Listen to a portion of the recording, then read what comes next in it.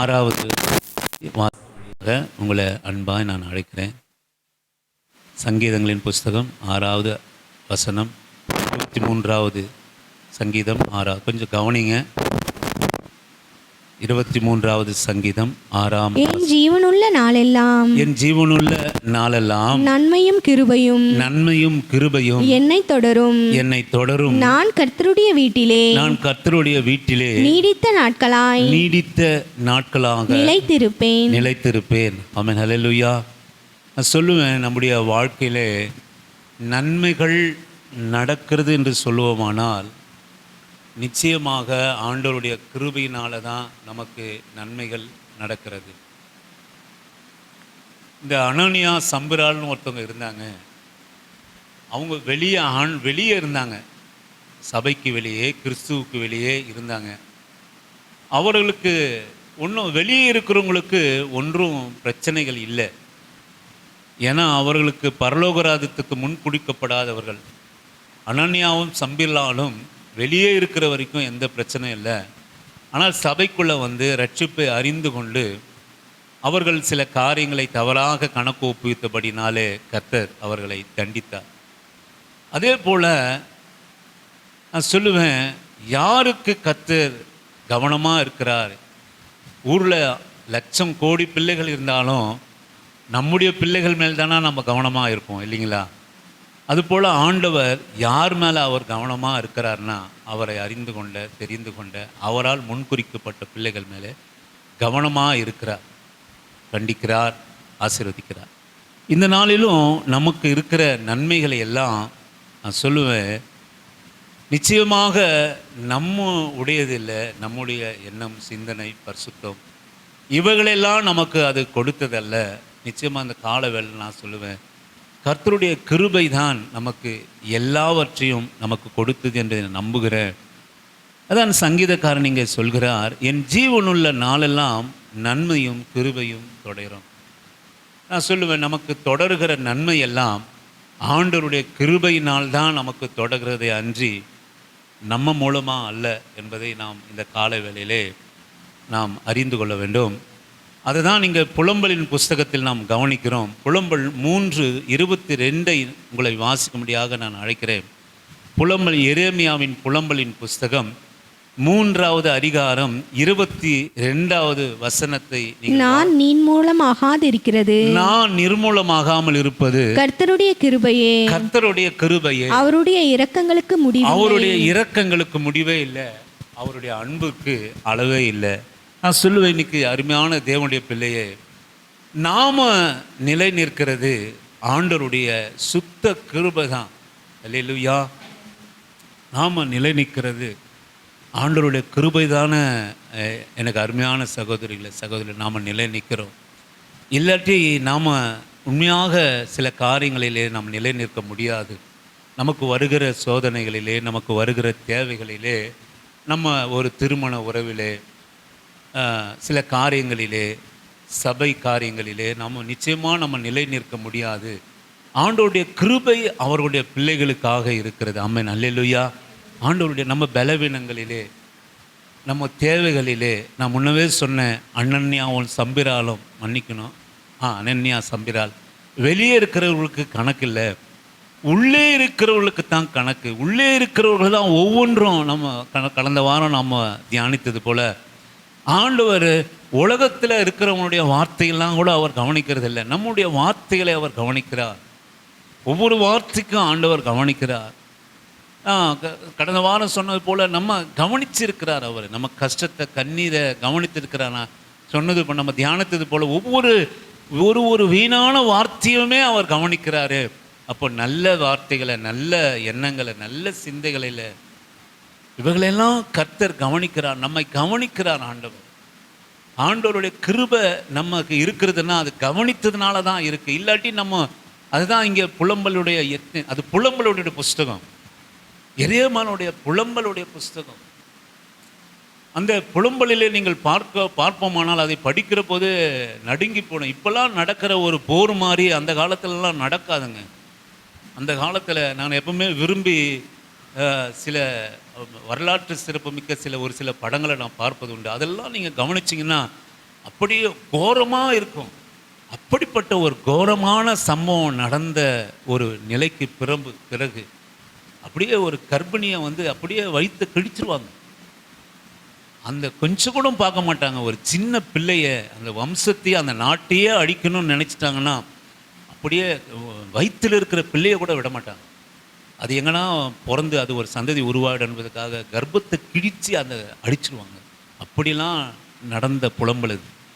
கர்ப்பிணிகள் கிழிக்கப்பட்டாங்க, பிள்ளைகள் நிர்மூலமாக்கப்பட்டாங்க, பெண்கள் நாசப்படுத்தப்பட்டாங்க.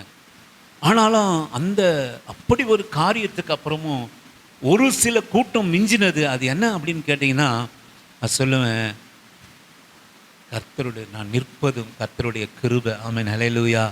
எனக்கு அருமையான தேவ ஜனமே, ஆண்டவர் நமக்கு கிருபையை அவர் வைத்திருக்கிறார். நம்ம கிருபை எந்த சூழ்நிலையிலும் நம்மை தொழுது கொள்ளும்படியாய், நம்மை அவரை ஆராதிக்கும்படியாய் நான் ஆண்டவர் கிருபையை வச்சிருக்கிறார். நான் ஆண்டவரை நம்ம கரெக்டாக நேரத்துக்கு வந்து துதிக்கிறது ஒரு கிருபைங்க. சொல்ல தெரியுங்களா? ஆண்டவரை சரியான நேரத்தில் வந்து நம்ம ஆராதிப்பது கிருபை.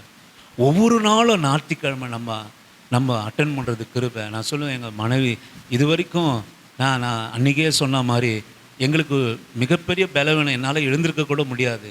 ஆனால் படுத்துக்கிட்டே நாங்கள் ஆராதனை பண்ணி ஜெபம் பண்ணோம். ஜெபம் பண்ணி வசனத்தை தியானம் பண்ணோம் 4 பேரும் நாங்கள்.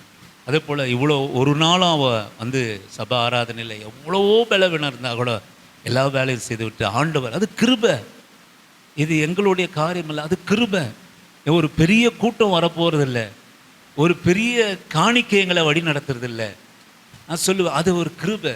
நம்ம தனியாய் கர்த்தரை ஆராதிப்பது, தனியாய் ஆண்டவரை ஜெபம் பண்ணது, எந்த ஒரு கணக்கு வழக்கு பார்க்காம கர்த்தருக்காக நிற்பது, அது நம்ம குணம் இல்லை சிஸ்டர் பிரதர், அது ஆண்டவர் நமக்காக வைத்த கிருபை. ஆமென், அல்லேலூயா. கர்த்தர் நமக்காக வைத்த கிருபை.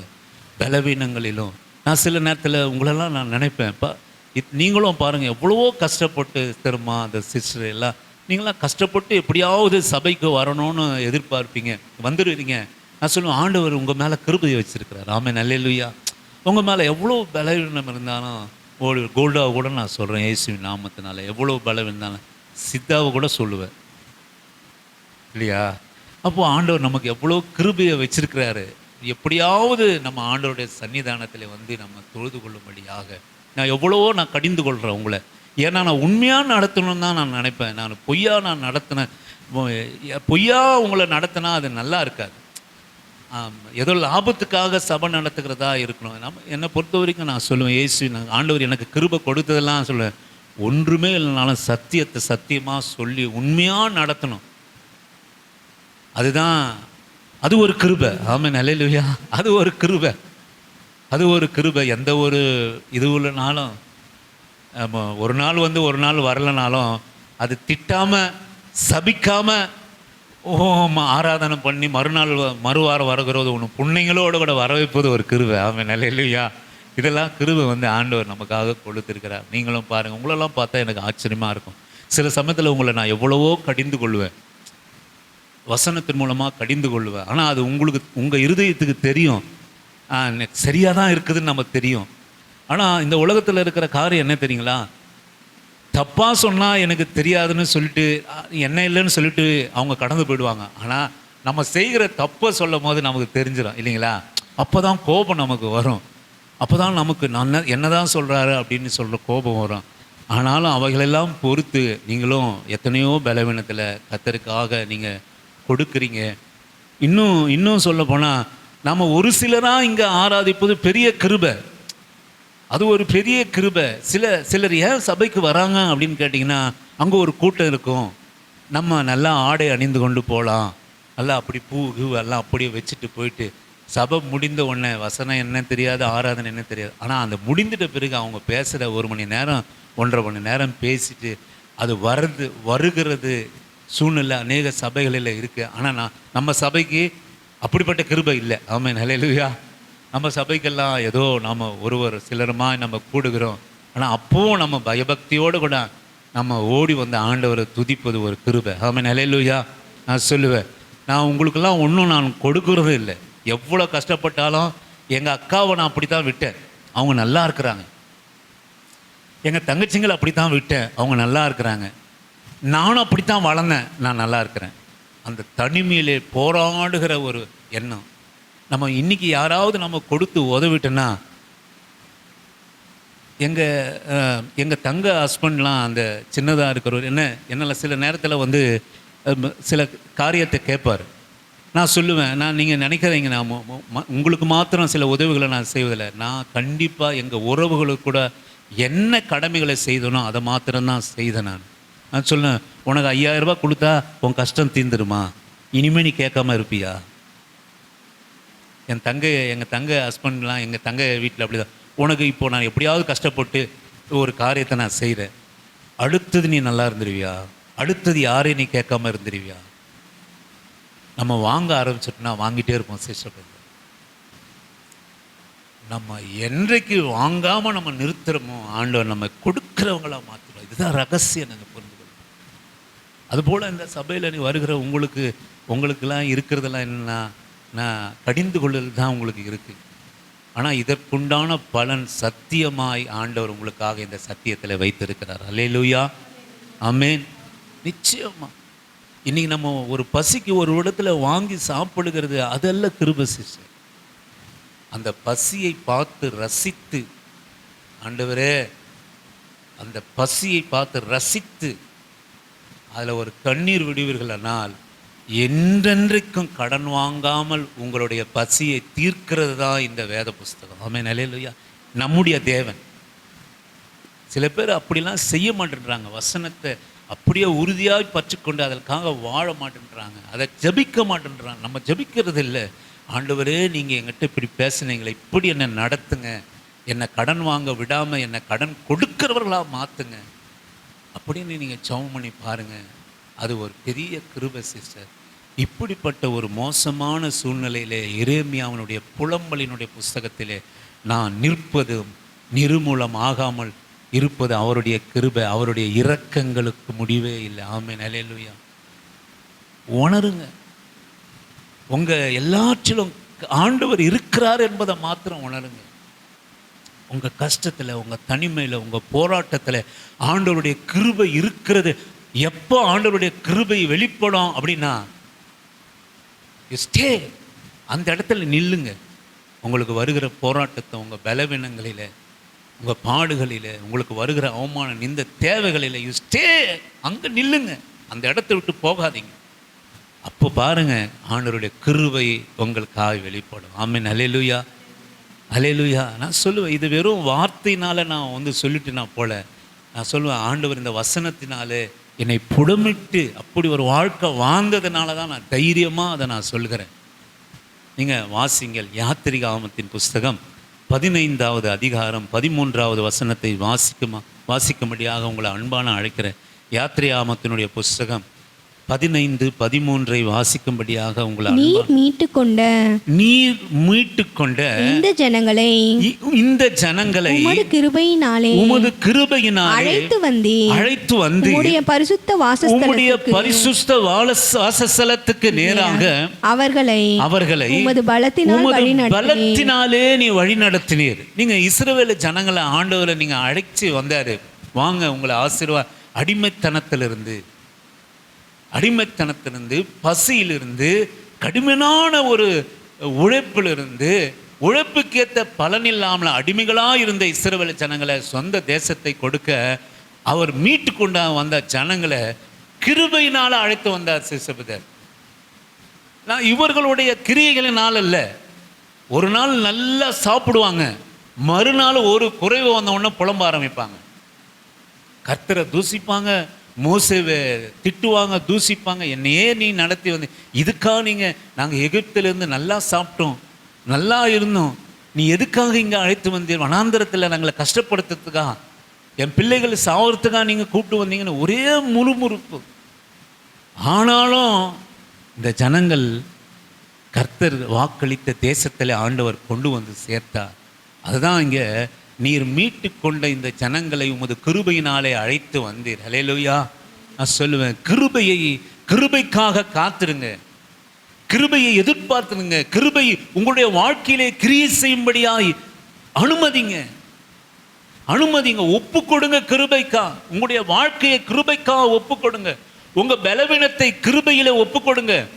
நான் சொல்லுவேன், இயேசுவின் இது ரகசியத்தை நீங்க புரிந்து கொள்ளுங்க. நான் மறுபடியும் உங்களுக்கு சொல்கிற, உங்களுக்கு ஒரு தேவை நமக்கு இருக்குமானால், you wait for the grace of the Lord. Amen, hallelujah. நீங்கள் காத்திருங்க அவருடைய கிருபைக்கு. காத்திரனா கிருபை கிரியை செய்யாது. when you are so weak, ரொம்ப உங்களுக்கு பலவீனமா இருக்கிறதா, ரொம்ப பிரச்சனையா இருக்கிறது, ரொம்ப மன அழுத்தமாக இருக்கிறது, யூ ஸ்டே தேர்.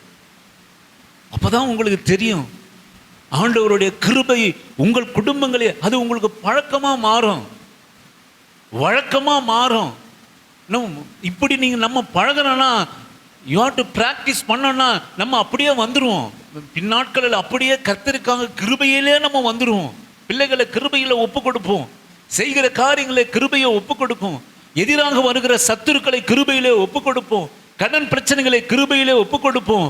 பலவீனமான சமயங்களை, வியாதிகளை கிருபையிலே ஒப்பு கொடுப்போம். நான் சொல்லுவேன், நம்முடைய எல்லாவற்றிலும் நாம முயற்சி செய்வது ஒரு ரிசல்ட்டை, ஒரு பலனை, ஒரு முடிவை காண்பதை விட கர்த்தருடைய கிருபைக்காக காத்திருப்பது நல்லது. வேதம் சொல்லுகிறது. ஆமென், அல்லேலூயா. கர்த்தருடைய கிருபைக்காக காத்திருப்பது நல்லது, நல்லது. ஆனா எப்போ நம்ம காத்திருக்கோம்னா, எனக்கு கெட்டதா இருக்குது, எனக்கு சூழ்நிலை மாறா இருக்கு, சூழ்நிலை கஷ்டமா இருக்கு, சூழ்நிலை பலவீனமா இருக்கு, வியாதியா இருக்கு, குறைவா இருக்கு, என் சொந்தக்காரங்களா நல்லா இருக்கும், நான் நல்லா இல்லை, நான் கஷ்டமா இருக்கிறேன். You just stay on there. You wait. அப்பதான் ஆண்டவருடைய கிரேஸை நீங்க பார்க்க முடியும். அல்லேலூயா. அப்பதான் உங்க வாழ்க்கையில அந்த இதை பார்க்க முடியும். நீங்க அப்படி இருங்க. மனுஷரை நம்புவதை காட்டிலும் கர்த்தரை பற்றிக்கொள்ளுங்க. கர்த்தருடைய கிருபைக்காக காத்திருங்க.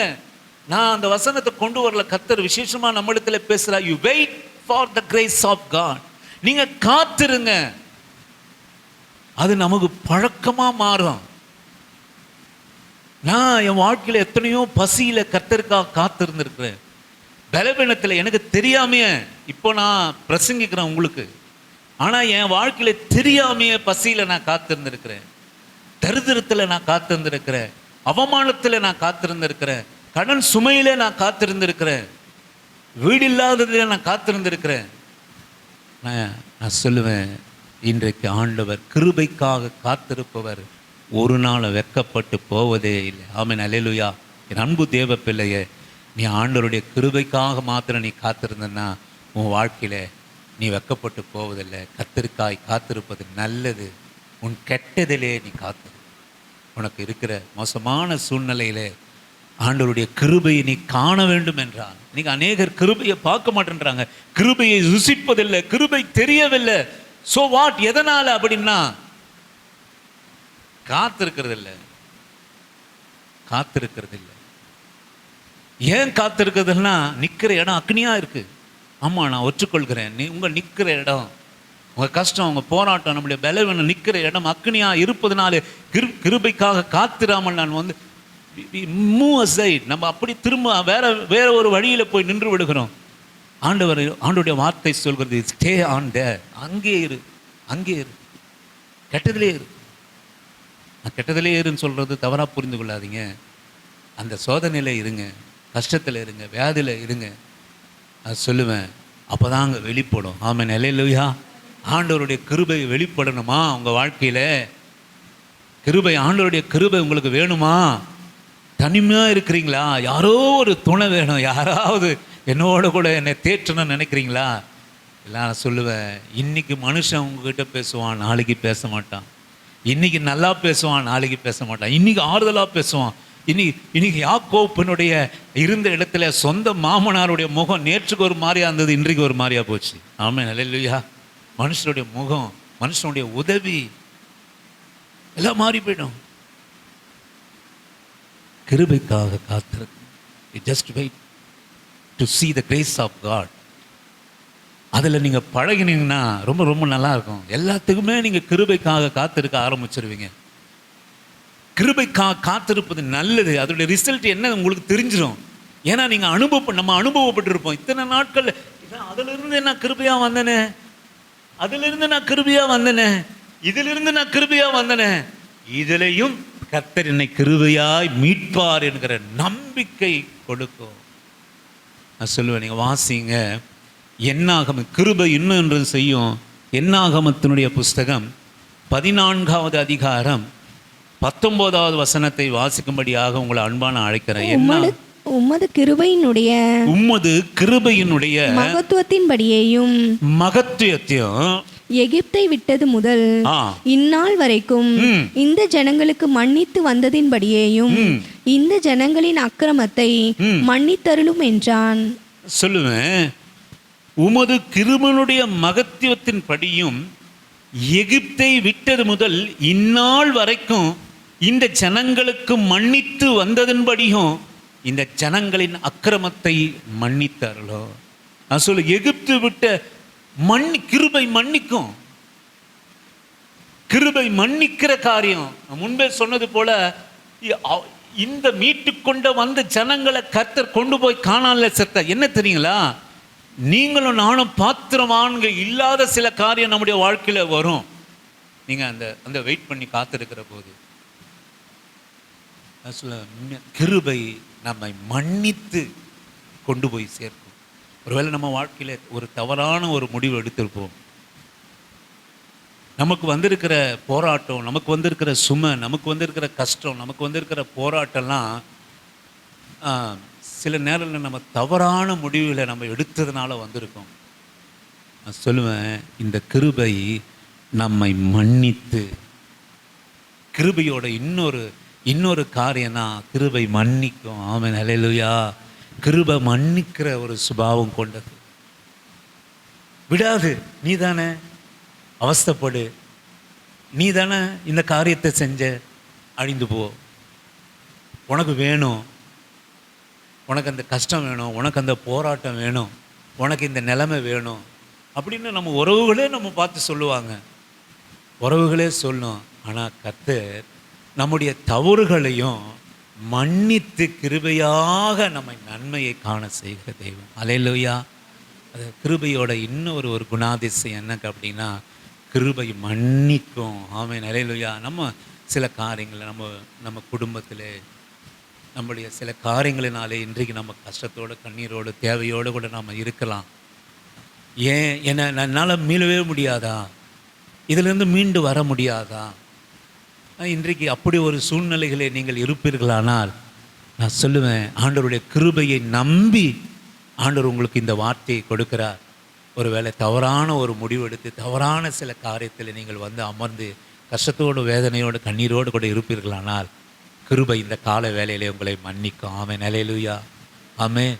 மகனே, நீ தவறு செஞ்சுட்டு உன் வாழ்க்கையில் நீ தவறு செஞ்சுட்டு கஷ்டப்படுற, நீ மீறுதல் செஞ்சுட்டு நீ கஷ்டப்படுற, நீ ஏதோ ஒரு சுய புத்தியில் சில காரியங்களை செஞ்சுட்டு நீ கஷ்டப்படுற. ஆனால் ஆண்டவருடைய வார்த்தை இந்த கால வேலையிலே உங்களுக்கு வருகிறது. கர்த்தருடைய கிருபை உங்களை என்னையும் மன்னிக்கும். ஆமென், அல்லேலூயா. மன்னித்து என்னை கொண்டு வந்து பரிசுத்த வாசஸ்தலத்தில் என்னை சேர்க்கும். நீங்கள் ரெண்டாவது காரியம், அடுத்த காரியம் நீங்கள் வாசியுங்கள். கிருபையோட ஸ்பெஷலிஸ்ட் என்ன அப்படின்னு கேட்டிங்கன்னா, நமக்கு தெரிந்த வசனம்தான் 2 கொரிந்தியருடைய புஸ்தகம் 12. இந்த கிருபையை பற்றி நாம் பேசுவோமானால் எவ்வளவோ காரியம் இருக்கிறது. 2 கொரிந்தியர் புஸ்தகம் 12வது அதிகாரம் 9ஆம் வசனம் நமக்கெல்லாம் தெரிந்த வசனம்தான். அதற்கு அவன் என் கிருபை உனக்கு போதும். அதற்கு அவர் என் கிருபை உனக்கு போதும். பலவீனத்திலே உன் பலவீனத்திலே என் பலன் பூரணமாய் விளங்கும் என்றார். என் பலன் பூரணமாய் விளங்கும் என்றார். ஆமென், அல்லேலூயா. அதற்கு அவர் என் கிருபை உனக்கு போதும், பலவீனத்திலே என் பலன் பூரணமாய் விளங்கும் என்றார். ஆகையால் கிறிஸ்துவனுடைய வல்லமை என்மேல் தங்கும்படி என் பலவீனங்களை குறித்து நான் மிகவும் சந்தோஷப்படுகிறேன். அல்லேலூயா, அல்லேலூயா. என் பலவீனங்களை குறித்து நான் மிகவும் சந்தோஷப்படுகிறேன். இந்த கால வேளையிலே நீங்கள் ஒன்றை அறிந்திருக்கணும். கர்த்தருடைய வல்லமை நம்மிடத்திலே வெளிப்படும்படியா நான் முன்னமே உங்களுக்கு அந்த வார்த்தையை கர்த்தர் உங்களுக்கு ஆவியானவர் கொடுத்தார். நான் சொல்லுவேன், ஆண்டவருடைய வல்லமை வெளிப்பட வேண்டுமானால் நீங்கள் வேதையோடு கூட இருங்க. ஆமே. ரொம்ப அதிகமாக செலவு பண்ணி மருத்துவத்தை தேடாதீங்க. ஏதோ ஏதோ தேடுங்க உங்கள் விசுவாசத்தின்படி. ஆனால் நமக்கு இருக்கிற இந்த காரியம் முன்னமே நம்ம தியானம் பண்ணோம். வெயிட் பண்ணுங்க. ஆண்டவருடைய கிருபையை காணணும் அப்படின்னா காத்திருப்பது நல்லது. கர்த்தருடைய கிருபை வெளிப்படனா காத்திருப்பது நல்லது. காத்திருங்க. காத்திருப்பது இருதயத்தை இலக்க பண்ணும். வேண்டியது வரும்போது ஜீவ விருட்சத்தை போல இருக்கும். ஒரு காரியம், ஒரு புள்ள இன்னைக்கு ஒரு காரியம் கேட்குதுன்னா அதை நாளைக்கே வாங்கி கொடுத்தீங்கன்னா அதுக்கு ஒன்றும் இருக்காது. அதை உடச்சி போட்டு இன்னொன்று கேட்கும். ஆனால் அந்த பிள்ளைய ஒரு காரியத்துக்காக நீங்கள் காத்திருந்து அதை கொண்டு வந்து கொடுங்க. எவ்வளோ நாளாக அதை எதிர்பார்த்தேன், எவ்வளோ நாளாக இதற்காக அழுதுருக்கிறேன், எவ்வளோ நாளாக என் பெற்றோரிடத்தில் இதை கேட்டிருக்கிறேன் அப்படின்னு அது சந்தோஷப்படும். அந்த பொருளுடைய மகத்துவம் அதுக்கு தெரியும். அம்மே, அது இதை வாங்கி கொடுக்கறதுக்கே எங்கள் அப்பா 3 மாதம் ஆச்சு. இதை நான் இழந்துட்டேன்னா மறுபடியும் அந்த ஆள் வாங்கியே கொடுக்க மாட்டார். அதனால் நான் இதை எவ்வளவாக அற்புதமாக இதை நான் வச்சுக்கொள்ளணும், அவ்வளவா அற்புதமாக வச்சுக்கொள்வேன். ஆமீன், ஹல்லேலூயா. அது சொல்ல அதுபோல் நம்முடைய வாழ்க்கையில் நாம் கர்த்தருடைய கிருபைக்காக காத்திருந்து நீங்கள் பெற்றுக்கொள்வது. நான் சொல்ல இன்றைக்கும் நேற்று இரவு கூட எனக்கு இந்த கர்த்தர் இந்த வீட்டை கொடுத்து 12 வருஷம் மேலே ஆச்சு. ஆனால் நேற்று இரவு கூட நான் எழுந்து பாத்ரூம் எழுந்த போது அப்படியே இந்த வீட்டை, இது என்ன, இது நம்ம இந்த வீட்டில் இருக்கிறோம், இது நமக்கு தகுதியா, நீ எங்கேருந்து வந்தா அப்படின்னு அந்த மணி தெரியல, அதெல்லாம் ஒரு சுற்று பார்த்துட்டு இது எனக்கு தகுதியே இல்லையா ஆண்டவரேன்னு போய் படுத்து. ஆமே, அல்லேலூயா. காத்திரு, பெற்றுக்கொள்வது இன்பமாக இருக்கும். அதனுடைய மகிழ்ச்சி நம்ம விட்டு விலகவே விலகாது. அந்த சந்தோஷம் நம்ம விட்டு விலகவே விலகாது. அது அப்படியே இனித்து கொண்டே இருக்கும். இந்த மனுஷனுடைய வாழ்க்கையில் ஒரு அநீதி உண்டு, என்ன தெரியுங்களா? எனக்கு வேணும் வேணும் வேணும் வேணும் அழுது கொண்டே இருப்பான். அதை அழுது வந்த உடனே அதை பற்றி மறந்துடுவான். அதை பற்றி சந்தோஷம் அவனுக்கு இருக்காது. அதை பற்றி ஒரு சந்தோஷம் இருக்காது. இது ஒரு சாத்தான் வச்சிருக்கிற பெரிய பெரிய மாய. இது வேணும் இது வேணும் இது வேணும் இது வேணும் அப்படின்னு சொல்லுவான். அது லகுவாக வந்துடுச்சுன்னு வச்சிங்களேன், அதை குறித்ததான சந்தோஷம் உங்களுக்கு ஒன்றுமே இல்லாமல் எடுத்து போட்டுரும். ஆனால் சொல்லுவேன், நீங்கள் காத்திருந்து அதை பெற்றுக்கொண்டு, அது எந்த பொருளானாலும், எந்த சுகமானாலும், எந்த பலனானாலும், அது வருகிற போது நாங்கள் இந்த உலகத்தை விட்டு எடுபட வரைக்கும் நீங்கள் மறக்கவே முடியாது. ஆமீன், ஹல்லேலூயா. மறக்கவே முடியாது, மறக்கவே முடியாது. ஒரு பலவீனத்தை நீங்கள் 1 லட்ச ரூபா கொடுத்து அது உங்களுக்கு வந்ததுன்னா அது மேலே புலம்பல இருக்குமா, அழுக இருக்குமா, சந்தோஷம் இருக்குமா? சொல்லுங்களேன், சொல்லுங்க, என்னதான் இருக்கும்? ஒரு பலவீனம் உங்களுக்கு வந்துடுச்சு, அதை 1 லட்ச ரூபா செலவு பண்ணி மருத்துவமனையில் 10 நாள் 5 நாள் கஷ்டப்பட்டு அங்கே அறுத்து இங்கே அறுத்து அந்த சுகம் இருந்ததுன்னா அதன் நிமித்தம் உங்கள் வாழ்நாள் முழுவதும் சந்தோஷம் இருக்குமா? இல்லை, என்ன இருக்கும் உங்களுக்கு? புலம்பல் இருக்குமா? புலம்பல் தான் இருக்கும். ஆனால் அதே காரியத்தை நம்ம காத்திருந்து இலவசமாக அந்த கிருபையை நீங்கள் பெற்றுக்கொண்டனா அதன் மூலமாக என்ன இருக்கும்? அல்லேலூயா. அதுதான் நேற்று 12 மணி, அதுதான் நேற்று இலவசமாக இதை பெற்றுக்கொண்ட ஆண்டவரை. இலவசமாக நான் பெற்றுக்கொண்டேன். நான் இன்றைக்கி பார்த்துருக்கலாம் சொல்லுவேன், நான் அடிக்கடி சபையில் சொல்லுவேன், நான் ஒரு சொந்த வீடிலே இருப்பேன் என்பது எனக்கு குறிக்கப்படாத ஒன்று. என்ன ஏக்கலாம், எனக்கு ரொம்ப குறுகின எண்ணம். ஒரு வீதி விட்டு ஒரு வீதி போனாவே நான்லாம் பயப்படுவேன். இந்த வீதி நமக்கு சம்மந்தம் இல்லாத வீதியே அப்படின்னு பயப்படுகிற ஆள்.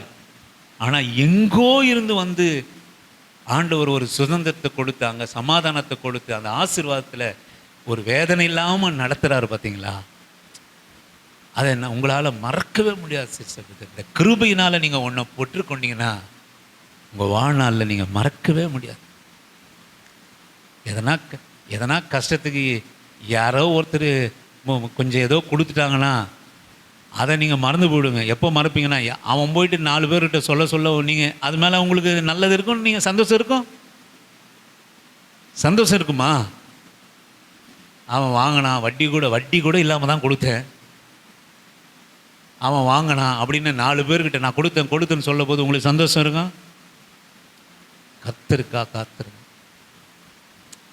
அதில் நீங்கள் காத்திருப்பது இருதயத்தை இலக்க பண்ணும். கிருபையினால் வருகிறது ரொம்ப ரொம்ப சந்தோஷமாக இருக்கும்.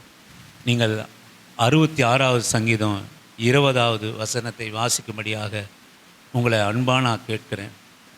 66வது சங்கீதம். என் ஜெபத்தை தள்ளாமலும் தமது கிருபையை என்னை விட்டு விலக்காமலும் இருந்து தேவனுக்கு ஸ்தோத்திரம் உண்டாவதாக. அல்லேலூயா. இந்த கிருபையை பெற்றுக்கொண்டதில் தாவீது ரொம்ப ரொம்ப ரொம்ப ஸ்பெஷலிஸ்ட்டுங்க. ரொம்ப ரொம்ப ஸ்பெஷலிஸ்ட். கிருபை என்பது வாக்குத்தத்தம். நீங்கள் புரிந்து கொள்ளுங்க. கிருபை என்பது அது ஒரு வாக்குத்தத்தம். நீங்கள் வாசிங்கள், அப்போஸ்தலர்களுக்கு நீங்கள் வாசிங்க. அப்போஸ்தலர்கள் 13:34வது வசனத்தை உங்களை வாசிக்கும்படியா நான் அன்பாக கேட்குறேன். கிருபை என்பது ஒரு வாக்குத்தத்தங்க. அது தாவீதுக்கு கர்த்தர் அருள் செய்திருக்கிறார். அப்போஸ்தலர்கள் 13:34 வாசிக்கும்படியா. இனி அவர் அழிவுக்கு உட்படாதபடிக்கு அவரை மரித்தோரிலிருந்து எழுப்பினார் என்பதை குறித்து தாவீதுக்கு அருளின நிச்சயமான கிருபைகளை உங்களுக்கு கட்டளையிடுவேன் என்று திருவுளம் பற்றினார். தாவீதுக்கு உண்டான கிருபைங்க. நான் இதை ஒரு ரத்தின சுருக்கமாக சொல்லணும் அப்படின்னு கேட்டிங்கன்னா, நீங்கள் 2 சாமுவேலின் புஸ்தகம் 6வது அதிகாரம் 6-7 வசனத்தை நீங்கள் வாசிக்கும்படியாக உங்களை அன்பாக அழைக்கிற. இது கிருபை என்பது ஒரு வாக்குத்தத்தம். ஆண்டவர் ஏற்படுத்தின வாக்குத்தத்தம். 2 சாமுவேலின் புஸ்தகம் 6வது அதிகாரம் 6-7 வசனத்தை வாசிக்கும்படி. அவர்கள் நாகோனின் களம் இருக்கிற இடத்துக்கு வந்தபோது மாடுகள் மிரண்டு பெட்டியை அசைத்தபடியினாலே ஊசா தேவனுடைய பெட்டியின் இடமாய் தன் கையை நீட்டி அதை பிடித்தான். அப்பொழுது கர்த்தர் ஊசாவின் மேல் கோபம் உண்டது. அவனுடைய துணிவின் நிமித்தம் தேவன் அங்கே அவனை அடித்தார். அவன் அங்கே தேவனுடைய பெட்டி அண்டே செத்து போனான். நீங்க ஒன்றை கவனிங்க சிஸ்டர் பிரதர், நல்லா கொஞ்சம் கவனிங்க. நான் முடிக்கிறேன் ஒரு 10 நிமிஷத்துல. ஒன்று, நீங்க தாவீதினுடைய கிருபை, தாவீதினுடைய பிள்ளைகளாகிய நமக்கு, தாவீதினுடைய வம்சத்தராகிய நமக்கு இது ஒரு வாக்குத்தத்தம். கிருபை என்பது ஒரு வாக்குத்தத்தம். நீங்க கவனிப்பீர்களானால், தாவீது தான் சிறப்பட்ட பின்பு தேவனுடைய உடன்படிக்கை பெட்டி என்பது என்னன்னு கேட்டீங்கன்னா, இந்த வேதம் தான் உடன்படிக்கை பெட்டி. மோசே எழுதி கொடுத்தது அந்த பெட்டியிலே வைக்கப்பட்டது. தாவீது சிறப்பட்ட பிறகு அந்த உடன்படிக்கை பெட்டியே தாவீதின் நகரமாகிய எருசலேமுக்கு கொண்டு வர அவன் எத்தனைப்பட்டு எல்லாவற்றோட கூட அவன் தான் அந்த பெட்டியை கொண்டு வருகிறான். ஆனால் நீங்கள் தீர்க்கதரிசியான ஊசா அதை ஒரு மாட்டு வண்டியிலே வைத்து அந்த பெட்டியை அந்த நகரத்துக்குள்ளாக அவர்கள் கொண்டு வருகிறார்கள். கல்லும் முள்ளுமா இருக்கும் ரோடு. பெட்டியானது அசைந்தது, கீழே விழுவதற்காக அசைந்தது. ஊசா எந்த ஒரு நோக்கத்துக்காகவும் அல்ல, அது பெட்டி விடப்போகிறதே என்பதற்காக தேவனுடைய பெட்டியை துணிகரமாக, இதில் உள்ள ரகசியம், கர்த்தர் வேதத்தில் எழுதி வைத்திருக்கிற காரியம் எல்லாம் ஒரு ரகசியம் உண்டு. அது நமக்கு அறிவுக்கு ஆவிக்கு எட்டக்கூடாததாக இருக்கலாம். ஏன் ஊசாவை ஒரு மாட்டு வண்டியில் வைத்து கொண்டு வந்தாங்க? தேவனுடைய பெட்டி ஊசா பக்கத்தில் அமர்ந்து கொண்டு இருக்கிறான். அந்த பெட்டியானது அந்த ரோட்டிலே வருகிற போது அதை தடம் புரண்டு அசைகிறது. அதை ஊசா கீழே விழுந்து விடக்கூடாது என்பதற்காக தேவனுடைய பெட்டின் மேல் கை வைத்து அதை தடுக்கிறான். ஆனால் துணிகரமாக கர்த்தருடைய பெட்டின் மேலே நீ கை வைத்தாயே என்று சொல்லி கர்த்தருடைய கோபம் அவன் மேலே விழுந்து அவன் செத்தான். அதை பெட்டியை கொண்டு வந்தது தாவீது. இன்றைக்கும் நான் சொல்லுவேன், நம்ம மேலே இருக்கிற இன்றைக்கும் நான் சொல்லுவேன், இது ஒரு உடன்படிக்கை பெட்டி.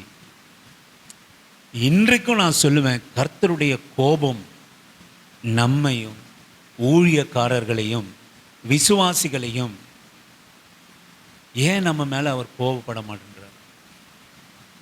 ஏன் நம்ம மேலே நம்ம கிரிகள் நிமித்தம் நம்ம சில பேர் நினைக்கிறாங்க, நாம் நினைக்கிறோம், ஏன் நம்ம மேலே நம்ம கர்த்தர் கர்த்தர் கர்த்தர் ஒருவர் இருக்கிறாரா, நமக்கு நன்மை செய்வாரா, தீமை செய்வனும் இல்லை நன்மை செய்கிறவர்களும் இல்லையே என்று அநேகர் நினைத்து கொண்டு இருக்கிறாங்க. அதனால தான் சபையை குறித்ததான ஒரு அறிவு இல்லை, துதியை குறித்ததான ஒரு அறிவு இல்லை, ஆராதனையை குறித்ததான ஒரு அறிவு இல்லை, சபையை கலந்து கொள்ள வேண்டும் என்கிற அறிவில்லை, தேவனோடு கூட பந்தியிலே ஐக்கியப்பட வேண்டும், சபையோடு கூட ஐக்கியப்பட வேண்டும். நான் மறுபடியும் சொல்கிறேன், சபை என்பது கட்டிடம் அல்ல, சபை என்பது கிறிஸ்துவனுடைய சரீரம். கிறிஸ்துவனுடைய சரீரம் தான் சபை.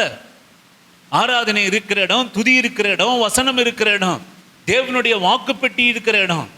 நான் சொல்லுவேன், இன்னைக்கு நம்ம எவ்வளவோ பேர் அனாவசியமாக இந்த பெட்டியை தொடுறோம் இல்லைங்களா? அனாவசியமாக இந்த பெட்டியை தொடுகிறோம். அவர் அது ஆசாரியன் மாத்திரமே அதை முறைப்படி அந்த பெட்டியை தொடணும். தவறாக தொட்டபடியதுனால அவன் செத்தான். இன்றைக்கும் ஆண்டவருடைய கிருபை, தாவீதுக்கு வாக்குத்தத்தம் பண்ணின கிருபை இன்றைக்கும் உங்கள் மேலே, எங்கள் மேலே, ஊழியக்காரர்கள் மேலே. நான் சொல்லேன், சபைக்கு சில பேர்லாம் சபைக்கு வராமல் வீட்டில் உட்காந்துருக்காங்க. நம்ம நினைக்கிறோம், நம்ம வீட்டில் உட்காந்துருக்குறோம், 4 வாரம் போல், 5 வாரம் போல், 3 மாதம் போல், 6 மாதம் போல் கிறிஸ்துவாக இருக்கிறோம். நான் முன்னவே சொன்னேன், அண்ணானும் சம்பீராளுக்கு தான் நான் இருப்பு. வெளியே இருக்கிறவங்களாம் புறச்சாதிய ஏன் நான் சபை ஊராரெலாம் போயிட்டு இருக்காங்களான்னா, புறச்சாதிக்காரன் என்ன கிறிஸ்துவ சபைக்காக போகிறான், அவன் நல்லா தானே இருக்கிறான்? இல்லை, கிறிஸ்தவர்களாக அழைக்கப்பட்டவர்களுக்கும் முன்குறிக்கப்பட்டவர்களுக்கும் வித்தியாசம் இருக்குது. பரலோகத்தினுக்கு அழைக்கப்பட்டவன் தான் கிறிஸ்துவன். இதை புரியாமல் கூட நீங்கள் உட்காந்துருக்கலாம். நீங்கள் எதற்காக அழைக்கப்பட்டிருக்கீங்க சொல்லுங்கள்? நீங்கள் எதற்காக அழைக்கப்பட்டிருக்கீங்க சொல்லுங்கள்? இது கோல்டா சொல்லு, நீ எதற்காக அழைக்கப்பட்டு கிறிஸ்துவத்தில் இருக்கிறா? ஞாயிற்றுக்கிழமை போடலாம், அங்கிள் திட்டுவார், அதுக்காக நான் போனோம். அப்படி இருக்கிறியா? எப்படி சில பேர் இது பாருங்க, மாமா பாரு போன வாரம் அட்டண்டன்ஸ் போட்டார், இந்த நம்ம சகோதரர் ஒருத்தர் ஆளே காணும், அவர் என்ன கதைன்னு தெரியல, கர்த்தர் அறிவார். எனக்கு தெரியும் அவர் எதற்காக வராமல் இருக்காருன்னு. எனக்கு யாரும் சொல்ல வேண்டிய அவசியம் கிடையாது, யாரையும் பார்க்க வேண்டிய அவசியம் இல்லை. ஆவியானவர் சொல்லுவார். அவருக்காக ஜெபம் பண்ணிருக்கிறேன். என்ன ஏன் என் வாழ்க்கையில் ஒரு சபை கூடுதல் கிறிஸ்துவனுடைய சரீரம். நீங்கள் இங்கே ஒவ்வொரு வாரம் வர்றது என் மூஞ்ச பார்க்கறதுக்காக இல்லை, என் வார்த்தையை கேட்பதற்காக அல்ல, என்னை ஆராதிப்பதற்காக அல்ல, ஆண்டவருடைய சரீரத்தை கனப்படுத்த வருகிறீங்க. ஆண்டவருடைய சுவிசேஷத்தை கனப்படுத்த வருகிறோம். ஆண்டவருடைய பெரிதான சிலுவையை உயர்த்த நாம வருகிறோம். இது சிலுவை, இந்த சபை என்பது கிறிஸ்துவனுடைய சரீரம். 4 மாதம், நான் 4 வாரம் வரல, நம்ம 3 மாதம் வரல, 6 மாதம் வரல. சில பேர் இன்னும் ஒரு மோசமாக பெட்டியை தொடுறாங்க. என்ன தெரியுங்களா? எனக்கு சபைக்கு போனால் சில காரியம் நடக்க மாட்டேங்குது, நான் வீட்டில் இருந்தால் தான் எனக்கு ரொம்ப நல்லதாக இருக்குது அப்படின்னு சில பேர் உக்காந்துருக்காங்க. ஏன் இவர்களெல்லாம் அழிக்காமல் ஆண்டவர் வச்சிருக்கிறாரு? ஏங்க, ஒரு நல்ல எண்ணத்தில் பெட்டி விழுந்து போகுதுன்னு தொட்ட ஆள் செத்தான். ஆமே, நல்ல எண்ணத்தில். அது தாவீதுக்கு வாக்குத்தத்தம் பண்ணின கிருபை. ஏன் ஆனால் கிருபைக்கு காத்திருக்கிற தாவீது. நீங்கள் 136வது சங்கீதத்தை நீங்கள் எடுத்துட்டீங்கன்னா, கர்த்தர் இந்த கிருபை நல்லது நல்லது, கர்த்தர் கிருபை நல்லது நல்லது நல்லது நல்லது. நீங்கள் புஸ்தகத்தை கிருபையை பற்றி பேசினவன் தாவீது. கிருபையினுடைய வெளிப்பாடு தாவீதுக்கு. இன்னும் ஒரு ஆச்சரியமான காரியத்தை நீங்கள் சொல்லுவீங்களான்னா, தாவீதுடைய கிருபை எத்தனை மேன்மையானதுன்னு நீங்கள் தவறாக புரிந்து கொள்ளாதீங்க. பாவம் செய்யறதுக்காக தான் கிருபைன்னு நம்ம நினைக்கக்கூடாது. பெட்டியை கொண்டு வந்து தொட்டதுக்கு செத்தான். ஆனால் தாவீது ஒருவனுடைய மனைவி, அவள் குளியல் அறை இருக்கிற போது பார்த்து அந்த பெண்ணை கொண்டு வந்து கெடுத்து, அது மாத்திரம் அல்ல, அந்த பெண்ணை கெடுத்தது மாத்திரம் அல்ல, அவனுடைய கணவனையும் கொன்று திட்டமிட்டு கொன்றான். யாரு? தாவீது, கர்த்தரோட புள்ள. இந்த தாவீது மேல இருக்கிற கிருபையை நீங்க கவனிச்சிங்களா? பெட்டியை தொட்டது செத்தான். இவன் பண்ண ஒரு அக்கிரமம், அநியாயம், மனைவி மேல ஆசைப்பட்டது மாத்திரம் அல்ல, திட்டமிட்டு தன்னுடைய ராஜ்யத்தை நிலை பெற வேண்டும் என்பதற்காக போரிட்டு கொண்டிருந்த கணவனை அனவாசமாக தன்னுடைய சேனாதிபதியை கொண்டு பட்சேபால் நிமித்தம் கொலை செய்த தாவீது. எடுத்தது மாத்திரமல்ல, கவர்ந்தது மாத்திரமல்ல, அனவசமாய் ஒரு இன்னசென்ட் பட்சேபாலன் கணவன், ஒரு இன்னசென்ட். அவன் சொல்லுகிறான், நீ வீட்டுக்கு போ அப்படின்னு தாவீது கூப்பிட்டு சொன்ன போது, நான் போக மாட்டேன். எவ்வளோ பேர் அங்கே நம்முடைய ஆண்டவருடைய நாமத்தை உயர்த்துவதற்காக போர்க்களத்தில் இருக்க, நான் போய் வீட்டில் மனைவியோட கூட படுப்பதற்கும் சாப்பிட்டு உறங்குவதற்கும் எனக்கு இது நேரம் அல்ல, நான் போர் முனைக்குத்தான் போவேன் என்று சொன்ன அந்த ஆளை இப்போ கொலை செய்த தாவீது. கிருபை பார்த்தீங்களா?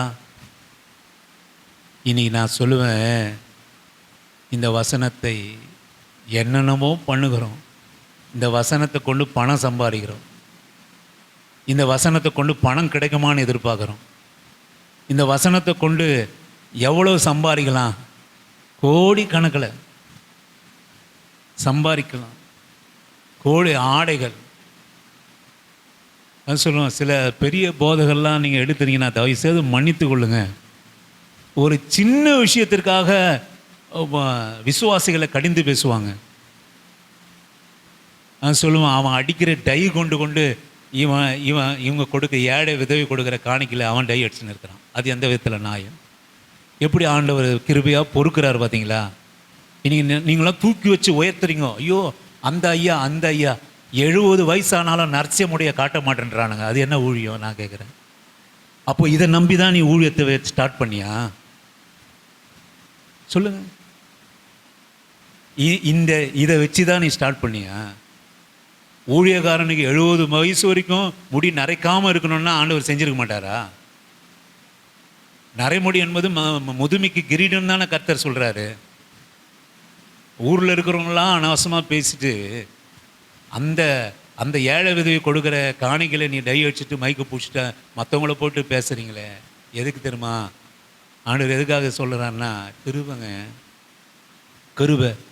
நீ உன் மனைவியும் உன் பிள்ளைகளையும் கோடிக்கணக்கில் சம்பாரிச்சுட்டு இன்னும் போதாமல் ஏழை விதவிக்கிட்ட முந்தானியை அவுத்து காணிக்க கேட்குறீங்களே, இன்றைக்கும் நீ நடமாடின்னு இருக்கிறிய. கர்த்தருடைய கிருபை, கர்த்தருடைய கிருபை.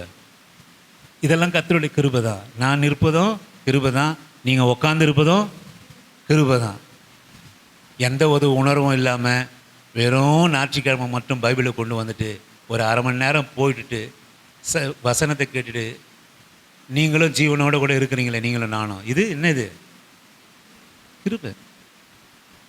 கர்த்தருக்கு, உங்களை தெரிந்து கொண்ட கர்த்தருக்கு, உங்களுக்காக மரித்த கர்த்தருக்கு, உங்களுக்காக ஜீவனை கொடுத்தவருக்கு, இந்த உலகத்திலும் பரலோகத்திலும் உங்களை கொண்டு போய் என்னையும் கொண்டு போய் சேர்க்கிறவருக்கு ஒன்றுமே செய்யாமல், ஒரு சுவிசேஷம் சொல்லாமல், அவருடைய சபைக்கு எந்த ஒரு பிரயோஜனம் இல்லாமல், சொந்த புருஷங்கிட்டையும் சொந்த கணவனைக்கிட்டையும் அக்கம் பக்கத்துலேயும் ஆண்டவரை பிரஸ்தாபப்படுத்தக்கூடாமல் ஒரு கிறிஸ்தவ வாழ்க்கை வாழ்ந்துட்டு இன்றைக்கும் ஜீவனோடு கூட சாப்பிட்டுட்டு படுத்துட்டு எழுந்துட்டு இருக்கிறோம்ல, இது என்ன? இது சொல்லுங்க. கிருபை சிஸ்டர். ஒரே ஒரு உடன்படிக்கையை விழப்போதுன்னு தொட்டு செத்து போனான். ஆனால் இந்த வசனத்தை இன்னைக்கு வச்சு எவ்வளவோ பணம் சம்பாதிக்கும், எவ்வளவோ ஆடம்பரம், எத்தனையோ ஆடம்பரம், எவ்வளவோ என்னென்னவோ நடக்குது. ஆனால் அதையும் பொறுத்து கொண்டு இருக்கிறார்ல கர்த்தர். கிருபை அதான், வேற ஒன்றும் இல்லை. நீங்கள் கவனிங்க. கடைசியாக இன்னொரு காரியத்தை நான் சொல்லி முடிக்கிறேன். லூக்கா சுவிசேஷ புத்தகம் 28:30, 28 1வது அதிகாரம் 28வது வசனத்தை வாசிக்கும்படியாக உங்களை அன்பான அழைக்கிறேன். 28 1வது அதிகாரம். அவள் இருந்த வீட்டில் தேவதூதன் பிரவேசித்து கிருபை பெற்றவளே வாழ்க வாழ்க, கர்த்தர் உன்னுடனே இருக்கிறார், ஸ்திரீகளுக்குள்ளே நீ ஆசீர்வதிக்கப்பட்டவள் என்றார். அதே 30வது வசனத்தை வாசிங்களேன். தேவதூதன் அவளை நோக்கி, மரியாளே, பயப்படாதே, பயப்படாதே, நீ தேவனிடத்தில் கிருபை நீ கிருபை பெற்றாய். எனக்கு அருமையான தேவஜனமே, இந்த கிருபை என்பது விளங்கிக் கொள்ள முடியாத ஒன்று. இது எப்படி நமக்கு ஆசீர்வாதமாக இருக்கும் என்று நம்மளால விளங்கிக் கொள்ள முடியாத ஒரு கிருபை. நீங்கள் ஒன்று கவனிக்கணும். அடிக்கடி நம்ம இதை தியானம் பண்ணியிருக்கிறோம். நீங்கள் ஒன்று கவனிக்கணும். ஒரு நிச்சயதாமத்திற்காக நிச்சயிக்கப்பட்ட ஒரு மரியாள் புருஷனே இல்லாமல் புள்ள பெற்றுக்கணும். ஆனால் தேவ தூதர்கள் சொல்கிறாங்க, கிருபை பெற்றவளே நீ பாக்கியவதி. ஆமே. ஆனால் புருஷனே இல்லாமல் இந்த காலத்தில் பிள்ளைய பார்த்துட்டு எங்கேயோ குப்பை தொட்டியில் போட்டு போயிடலாம். போட்டு போயிடலாம். ரொம்ப சிம்பிள். நீ அநேக செய்தி, ஒரு நாள் கூட செய்தி நீங்கள் கேட்காம இருக்க முடியாது. எங்கேயாவது ஒரு புள்ளைய தவறாக பெற்றுட்டு போயிட்டே இருக்காங்க இல்லைங்களா? இல்லை, பிறப்பதற்கு முன்னாடியே 4 மாதம் 3 மாதம் 5 மாதம் 6 மாதத்தில் அழிச்சிட்டு போகலாம். 3000 கொடுத்தா போதும். அது எவ்வளோன்னு நமக்கு தெரியாது. ஏதோ சில ஆயிரங்களை கொடுத்தா அழிச்சிட்டு போயிடலாம். யாருக்குமே தெரியாது. அடுத்தது யாருன்னா ஒருத்தனை இளிச்சமாய் வந்தானா அவனை கல்யாணம் பண்ணிட்டு போயிட்டாரு. பிரச்சனையே கிடையாது. அவனுக்கு என்ன தெரியும்? ரொம்ப சிம்பிள். இந்த காலத்தில் கருவை அழிக்கிறது. அந்த காலத்தில் நான் சொல்லுவேன், ஒரு பொண்ணோட அசைவை எல்லாமே ஊரில் இருக்கிறவங்களுக்குலாம் தெரியும். ஆண்டவர் சொல்கிறாரு, கிருபை பெற்றவளே நீ பாக்கியவதி, நீ புருஷன் இல்லாமல் புள்ள பெற்றுக்கு போகிறான். அவன் அதோட அடுத்த பலன் என்ன தெரியுங்களா? வயிறு கொஞ்சம் வெளியே வந்தோடனே எல்லாரும் கூடி மரியாதை நடு ரோட்டில் நிறுத்தி குண்டு கல்லாக எடுத்து அடித்து கொலை செய்வாங்க. இதெல்லாம் நடக்கும் அந்த சூழ்நிலைகள். ஆமென். ஆனால் வேதம் சொல்லுது, கிருபை பெற்றவளே நீ பாக்கியவதி. இது ரொம்ப ஆழமான காரியம். அது மேலோட்டமாக நான் சொல்கிறேன், ரத்தின சுருக்கமாக நான் சொல்லுவேன். கிருபை என்பது விளங்கிக் கொள்ள முடியாத ஒன்று. ஆமென். ஹல்லேலூயா. விளங்கிக் கொள்ள முடியாத ஒன்று. பாவம் உலகத்துக்கு, உலக கண்களுக்கு, உலக பார்வைக்கு, உலக வார்த்தைக்கு இயேசு கிறிஸ்து பிறந்து அதிசயங்களை செய்து அற்புதங்களை செய்து நம்பலை இல்லைங்களா? அவரை தூக்கி சிலுவையில் போட்டாங்க. ஆனால் இந்த மரியாதை ஒன்றுமே இல்லை. நேற்று வரைக்கும் தண்ணி கூட பிடிச்சின்னு தூக்கின்னு சுற்றி இருந்தது. இன்றைக்கி ஊரில் போய் பக்கத்து வீட்டில் சொன்னான்னா என் வயிற்றில் இருக்கிறது. அப்போ பரிசுத்த ஆவியானவர் அசைவாடி என் வயிற்றில் குழந்தை பெற்றுக்குதுன்னா நீங்கள் நம்புவீங்களா? சொல்லுங்கள், நம்புவீங்களா? ஆனாலும் நான் சொல்லுவேன், கிருபை என்பது விளங்கிக் கொள்ள முடியாது. அந்த மகளை பார்த்து இப்படி ஒரு சூழ்நிலையை அதெல்லாம் பாருங்கள், வேதம் தெளிவாக அங்கே எழுதப்படலை. எழுதப்பட்டது கொஞ்சம்தான். எப்படி சூழ்நிலையை சமாளித்தா? யோசேப்பு ஏற்றுக்கொண்டானா இந்த கர்ப்பத்தை? இதுக்கெல்லாம் ஒரு விளக்கம் வேதத்தில் இல்லை. ஆனாலும் பரிசுத்த பிள்ளையாகிய இயேசு கிறிஸ்து என்னும் மீட்பரை அவருடைய கர்ப்பத்திலிருந்து பெற்று எடுத்துட்டா. அந்த மகன் எவ்வளோ கஷ்டப்பட்டான்னு தெரியாது. உங்களுக்கு தெரியுமா? மரியாள் பெற்றெடுத்தா அப்படின்னு சிம்பிளாக நம்ம சொல்லிடுறோம். நீங்கள் வேதத்திலாம் ரொம்ப பார்த்தீங்கன்னா ரொம்ப சிம்பிளாக வார்த்தை இருக்கும்.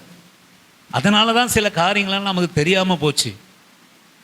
இப்போ இங்கே சபையில் கிறிஸ்துனுடைய சரீரமாகிய சபையில் ஏன் மைக்க பிடிச்சிட்டு பேசுகிறாங்கன்னா, எழுதப்பட காரியங்களே ஆவியானவர் வியாக்கானம் பண்ணுவது தான் சபை. கிறிஸ்துனுடைய சரீரத்தை குறித்து வியாக்கானம் பண்ணுவது தான் சபை. ஏதோ நாத்திகமான ஏதோ கேட்டு ஆகணுன்றது சபை இல்லை. அறியப்படாத ரகசியங்களை வெளிப்படுத்துவது தான் சபை. அதுக்கு தான் கிறிஸ்துனுடைய சரீரத்தை வெளிப்படுத்துகிற இடமாகிய சபை. எவ்வளோ கஷ்டப்பட்டா தெரியாது இந்த மக. அந்த பிள்ளையை பெற்றெடுப்பதற்கு எவ்வளவு கண்ணீர், எவ்வளோ வேதனை, எவ்வளோ அவமானம், எவ்வளவு நிந்த. ஆனாலும் அவள் கல்லெறியப்படலை. ஆமென். ஹல்லேலூயா. இதில் பாருங்கள் ஒரு ரகசியம். அவர் கல்லெறிந்து கொல்லப்படலை. இயேசு கிறிஸ்துவையே கண்ணார அற்புதங்களை கண்டு விசுவாசிக்காத ஜனம் மரியாதை குறித்து விசுவாசிச்சிருக்கு. அதை கிருபை, விளங்கி கொள்ள முடியாத கிருபை. அந்த அம்மா பெற்ற பிள்ளைய 33 வருஷம் ஆச்சு. அது நம்மளே கண்ணு எதிர்க்க மரித்தோரை உயிரோடு கூட எழுப்புகிறார். குஷ்டரோகிகளுக்கு சுகம் கொடுக்கிறார். எல்லாரையும் மன்னிக்கிறார், உபதேசிக்கிறார், அற்புத அடையாளங்களை செய்கிறார். அவரை ஜனங்க விசுவாசிக்கலைங்க. ஒரு சாதாரண பெண்ணான மரியால விசுவாசித்து விட்டுட்டாங்க கல்லெறியாம. பரிசுத்த ஆவியினுடைய கிரியை நீங்க கவனிங்க. அது வேதம் முன்னதாக கண்டு, கிருபை பெற்றவளே நீ கர்த்தரை நீ பெற்றெடுப்பா, உன் மேலே ஒரு கல் வராது, ஒரு அவமானம் வராது, நிந்த வராது, நீ கிருபையாய் உயர்ந்திருப்பா. ஆண்டவருடைய பிள்ளையை நீ பெற்றெடுப்பதுனாலே நீ பாக்கியவதி எனப்படுவா. அறியப்படாத கிருபை. நான் சொல்லுவேன், இந்த கால வேலையில் ஆண்டவருக்காக ஒப்பு கொடுக்கிற பிள்ளைகளுக்கு விளங்கிக் கொள்ள முடியாத கிருபை உங்களுக்காக எனக்காக காத்திருக்கு. ஆமென், அல்லேலூயா. எவ்வளவா நீங்கள் ஒப்பு கொடுக்குறீங்களோ, நான் மறுபடியும் நான் யாரையும் குற்றப்படுத்தணும்னு நான் பேசுறது கிடையாதுங்க. கர்த்தருடைய வார்த்தையை மாத்திரமே பேசுகிறேன். நீங்கள் ஆண்டவருடைய சபையை குறித்து ஒரு கரிசனை இல்லாமல் நீங்கள் நிச்சயமாக சொல்கிறேன், வேண்டாம். ஆண்டவருடைய கிருபையை பெற்றுக்கொள்ள முடியவே முடியாது. நீங்கள் கிறிஸ்தவர்களாக தெரிந்து கொள்ளப்பட்டதே தேவனுக்காக முதலாவது வாழும்படிதான். ஆனால் நாம் என்ன நினைக்கிறோம், நான் நல்லா இருக்கணும், என் புருஷன் நல்லா இருக்கணும், என் புள்ள நல்லா இருக்கணும், என் வீடு நல்லா இருக்கணும், என் சம்பளம் வரணும், எனக்கு வேலை கிடைக்கணும், அதுக்கெல்லாம் தேவனுடைய ராஜ்யத்தை முதலாவது தேடுங்கள். இதெல்லாம் ஏதோ கூட கொடுக்கப்படும். ஆனால் எதற்காக நீ அழைக்கப்பட்டான்னா, எதற்காக நீங்கள் அழைக்கப்பட்டீங்க? கோல்டா சொல்லு, எதற்காக நீங்கள் அழைக்கப்பட்ட? ஞாயிற்றுக்கிழமைனா சபையில் உட்காந்து ஒரு பாட்டுக்கு கைத்தட்டி ஒரு பாட்டுக்கு கை தட்டாமல் இதெல்லாம் உங்களுக்கு ஒரு 2 மணி நேரம் கூட ஒரு வாரத்தில் கொடுக்கறதுக்கு அளவுக்கு நேரம் இல்லாத அளவுக்கு நீங்கள் அத்தனை பிஸியான நரேந்திர மோடி.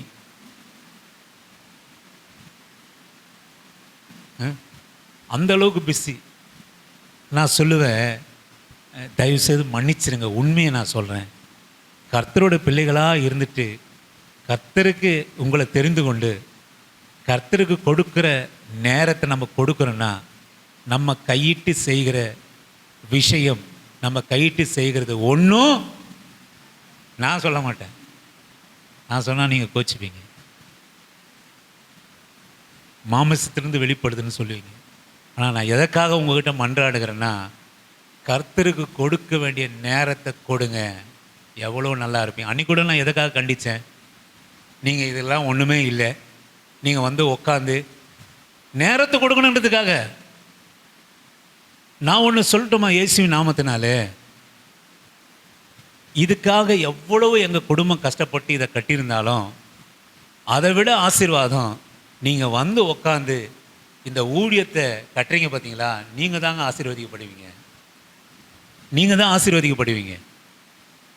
நான் 20 லட்ச ரூபாய் செலவு பண்ணி 25 லட்ச ரூபாய் செலவு பண்ணி கட்டினதுனால இல்லை, அந்த தேவனுடைய சபையினுடைய சரீரத்துக்கு அந்த சபையை உயர்த்துகிற நீங்கள் தான் ஆசீர்வதிக்கப்படுகிறீர்கள், நான் அல்ல.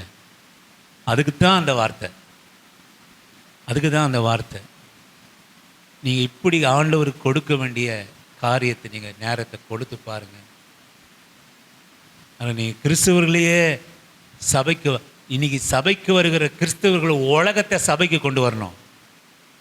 ஆனால் இன்னைக்கு சபை கிறிஸ்தவர்களிலே சபைக்கு கொண்டு வர முடியாத சூழ்நிலை. அப்போ நம்ம நல்லா சாப்பிட்றோம், அப்போ நம்ம நல்லா படுகிறோம், அப்போ நம்ம நல்லா எந்திரிக்கிறோம், அப்போ நம்ம நல்லா உடுத்துறோம். இதுக்கு என்ன காரணம்?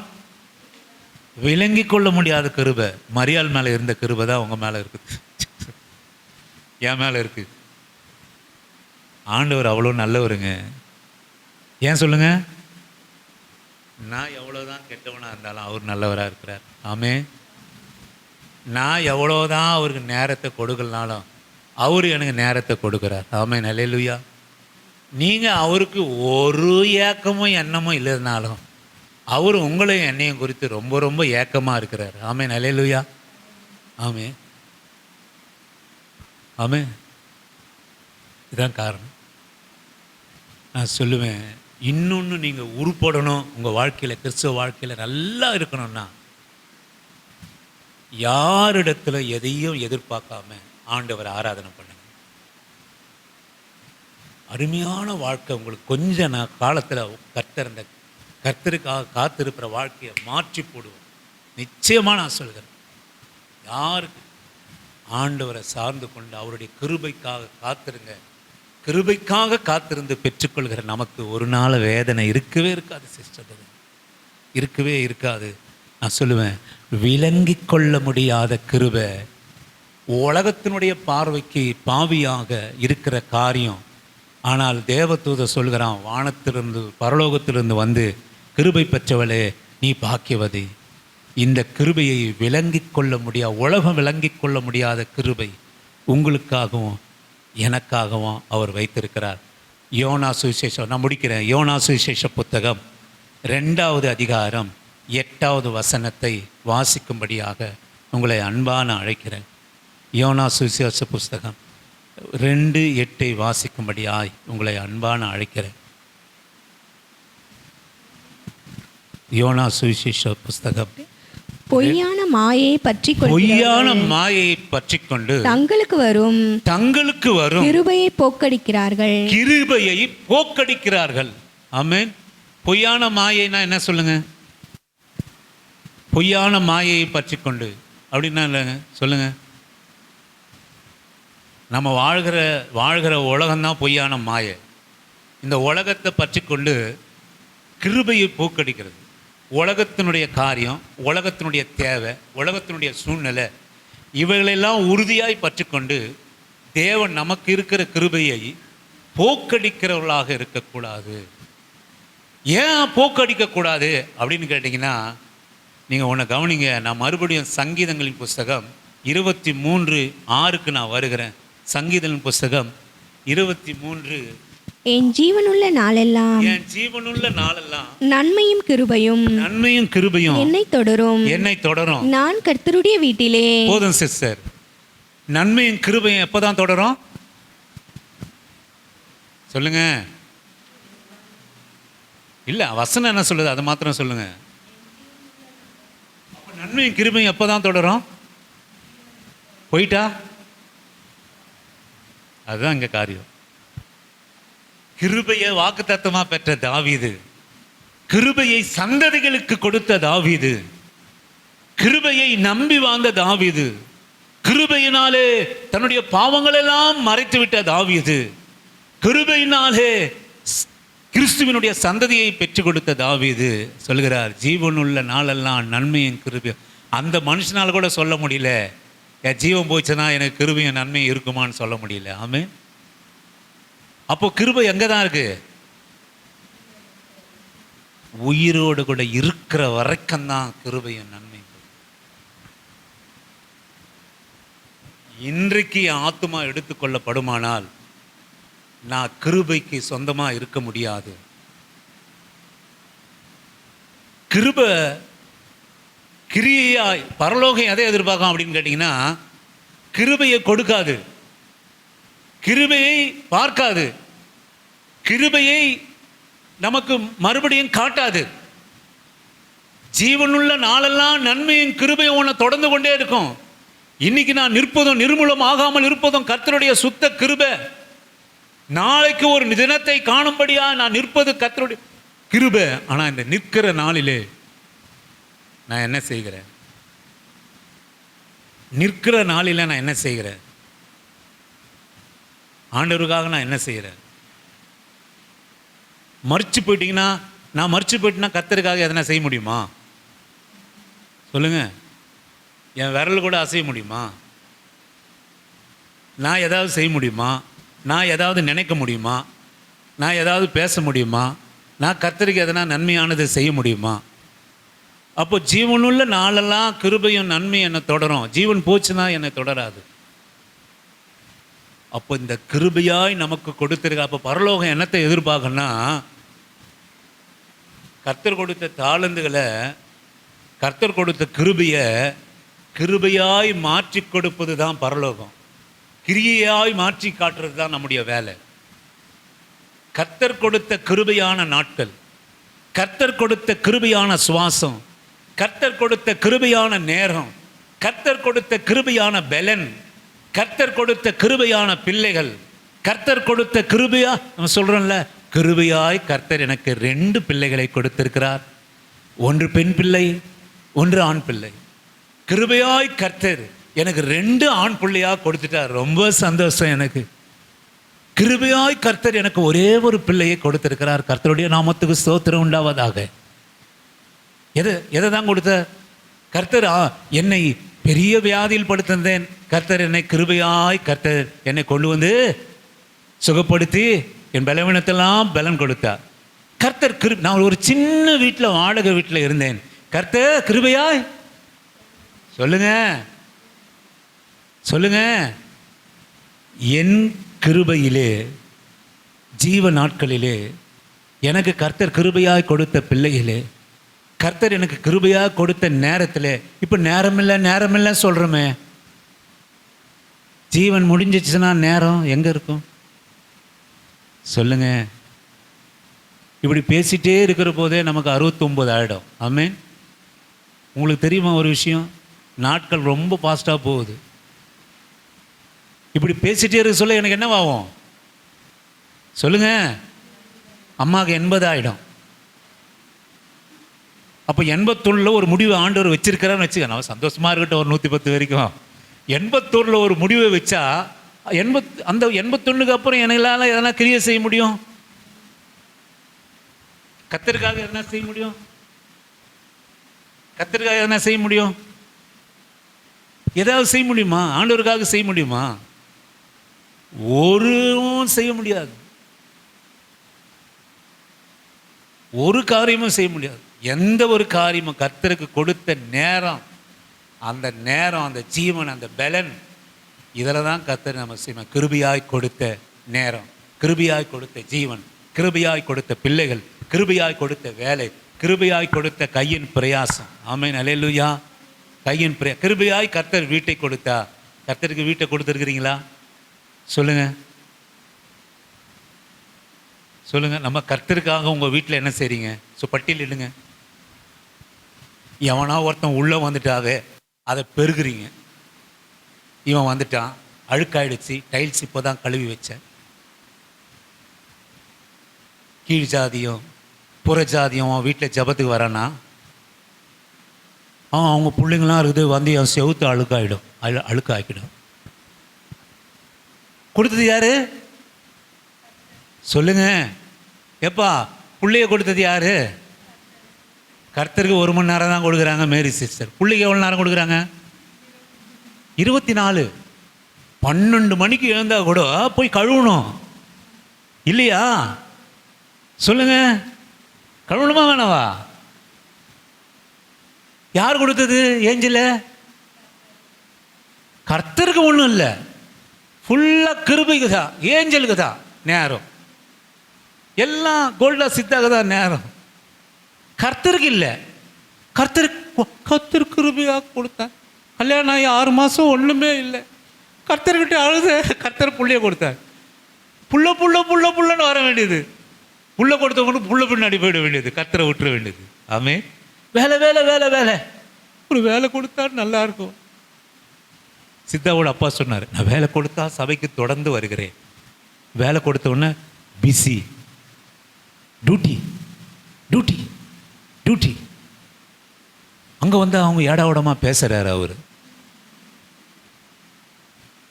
சித்தாவே யோசனை பண்ணி இருக்கிறா போல, நம்மளுக்கும் ஒரு வேலை கச்சிச்சுன்னா நம்மளும் ஒரு அப்பா மாதிரி நம்மளும் சொல்லிடலாம். அங்கிள் எதுவுமே கேட்க மாட்டார், வேலைன்னா ஒன்றும் கேட்க மாட்டார். போன வாரம் கூட சர்ச்சுக்கு வரல. ஏன்? வேலை கேட்க மாட்டார்.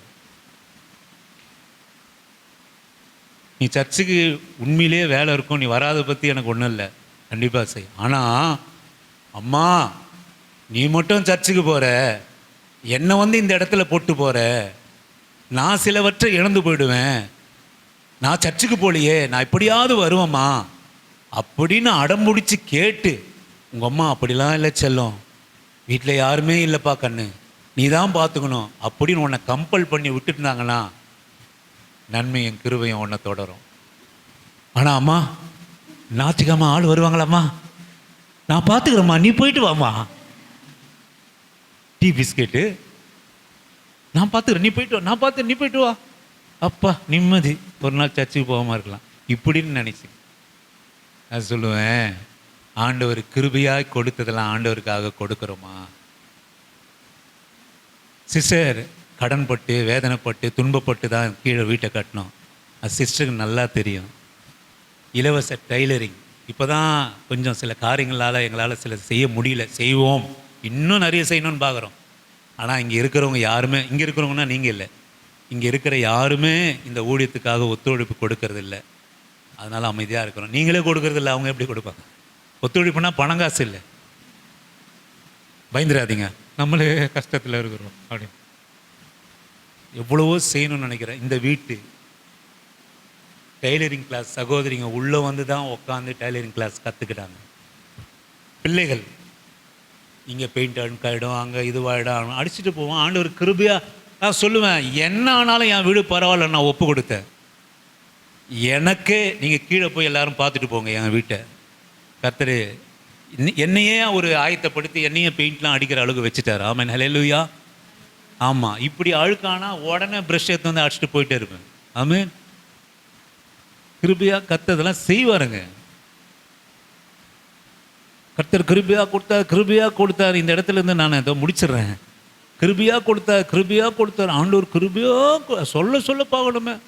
ஆண்டவர் கிருபையா, ஆண்டவருக்காக என்ன கிருபை சொல்லுங்க.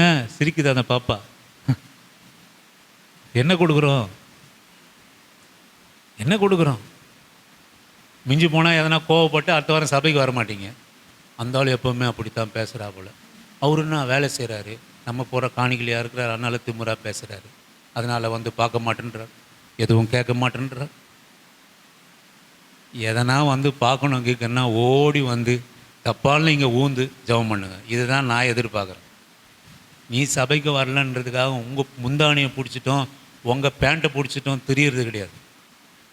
உனக்கு பிரச்சனைனா நீ உண்மையான கிருபை பெற்ற கிறிஸ்துவனா இருந்தனா பிரச்சனை இருக்கிறது ஓடி வந்து இங்கே விழுவா,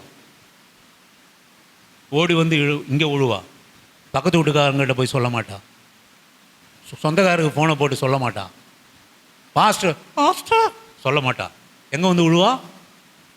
பாஸ்டருக்கு தெரியாது உன் பிரச்சனை. இங்கே வந்து உந்து அழுவா, அழுதுட்டு இருதயம் துக்கம் நீங்கி கர்த்தருடைய சமூகத்தில் ஊற்றிட்டு சந்தோஷமாக போவா.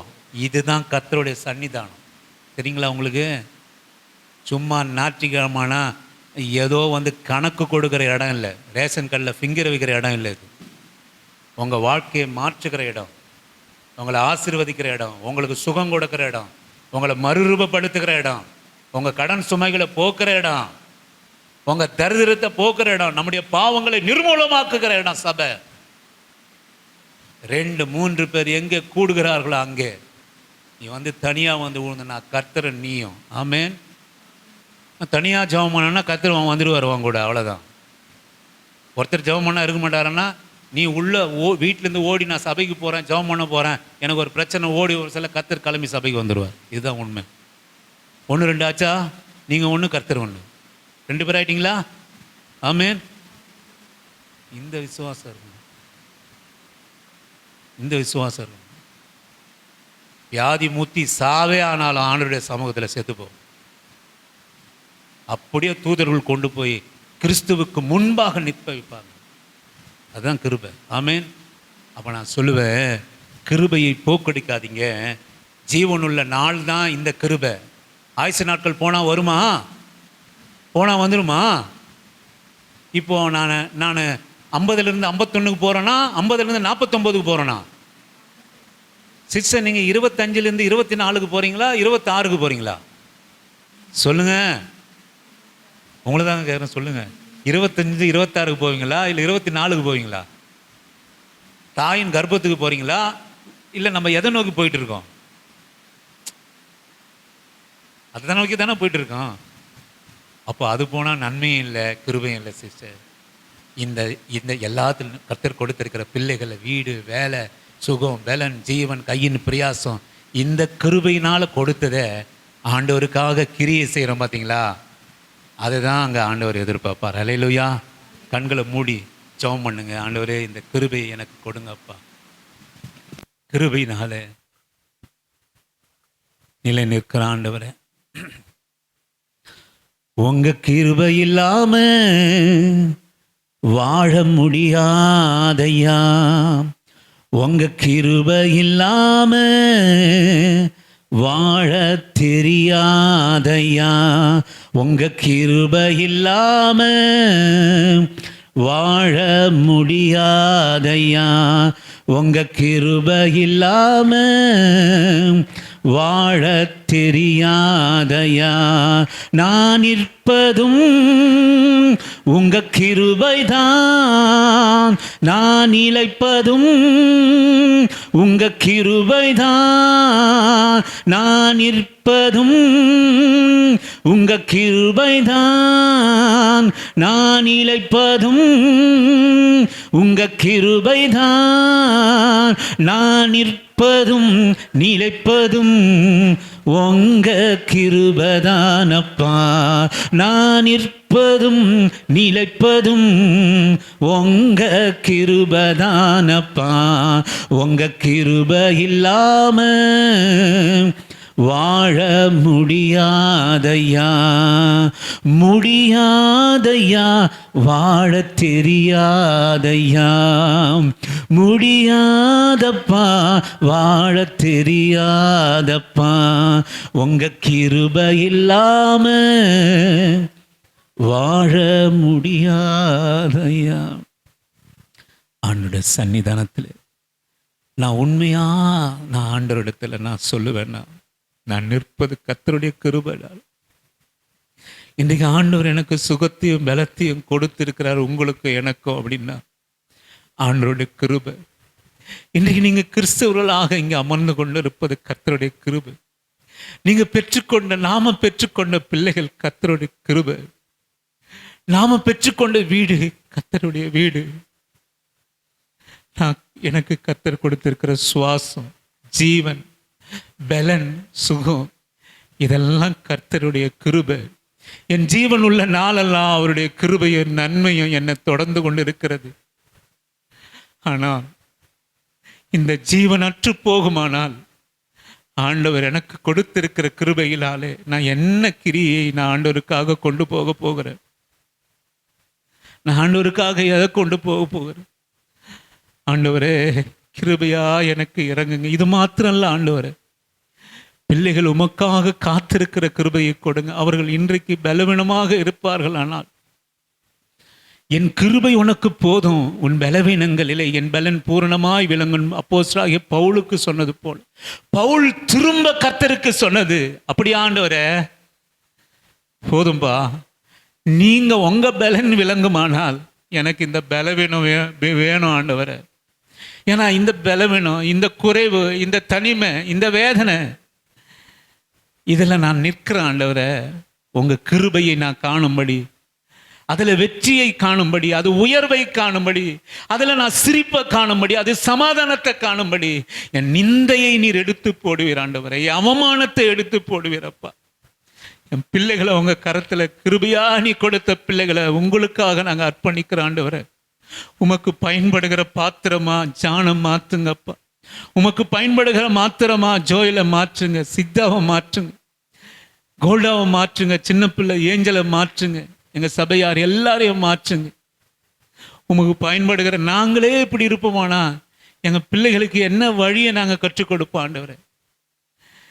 என்ன வழியை? நாங்க ஜெபம் பண்ணாதவர்களாக, சபையை தேடாதவர்களாக, ஆராதனை விரும்பாதவர்களாக நாங்க இருப்போமானா எங்க பிள்ளைகள் அதெல்லாம் காணும் போவதில்லை ஆண்டவரே.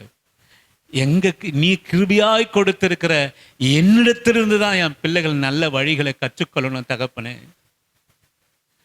இன்றைக்கும் தேவையோடு கூட, பலவீனங்களோட கூட ஆண்டவரே, பிரச்சனைகளோட கூட, சமாதானம் இல்லாமல் வியாதியிலே நாங்கள் இருப்போமானால், பாவத்திலே நாங்கள் இருப்போமானால், உங்கள் கிருபை இது வரைக்கும் ஜீவனை கொடுத்து நாளைக்கும் ஒரு நாலு சான்ஸை கொடுத்து எங்களை வச்சிருக்குது ஆண்டவரே.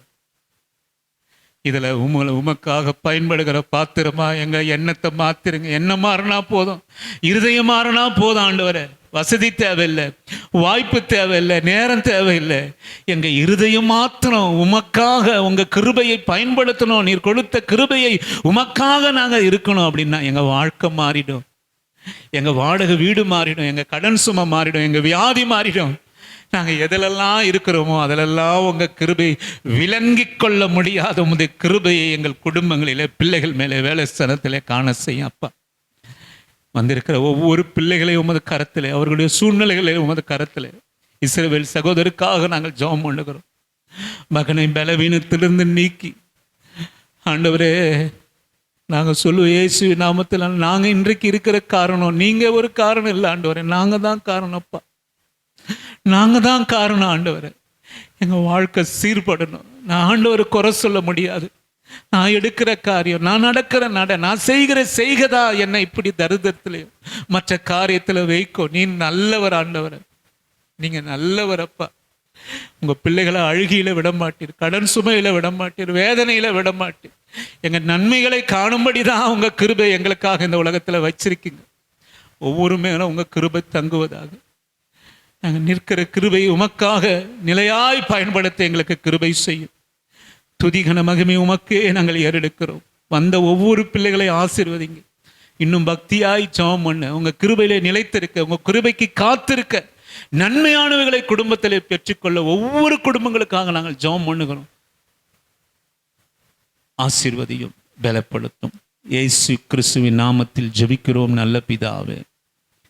என் ஆத்துமாவே கர்த்தரை ஸ்தோத்திரி, என் முழு உள்ளமே அவருடைய பரிசுத்த நாமத்தை ஸ்தோத்திரி. என் ஆத்துமாவே கர்த்தரை ஸ்தோத்திரி. கர்த்தர் செய்த சகல உபகாரங்களும் மறவாமல் நீதின் வழியில் நடந்து, நியாயம் செய்து, இரக்கத்தை சிநேகித்து, மனத்தாழ்மையோடு கூட உம்முடைய பாதம் அமர்ந்திருக்க கர்த்தர் கிருபை செய்யும். பிதாவாகிய தேவனாலும் கர்த்தராகிய இயேசு கிறிஸ்துவினாலும் ஆண்டவரே பரிசுத்த ஆவியானவனாலும் இரக்கமும் கிருபையும் சமாதானமும் சந்தோஷமும் பரிசுத்தம் கிருபை பொழுந்தெழும்படியாய் ஜெபம் பண்ணுகிறோம் நல்ல பிதாவே. ஆமென். ஹல்லேலூயா, ஹல்லேலூயா. கர்த்தர் உங்களை ஆசீர்வதிப்பார். கர்த்தர் உங்களோடு கூட இருப்பார்.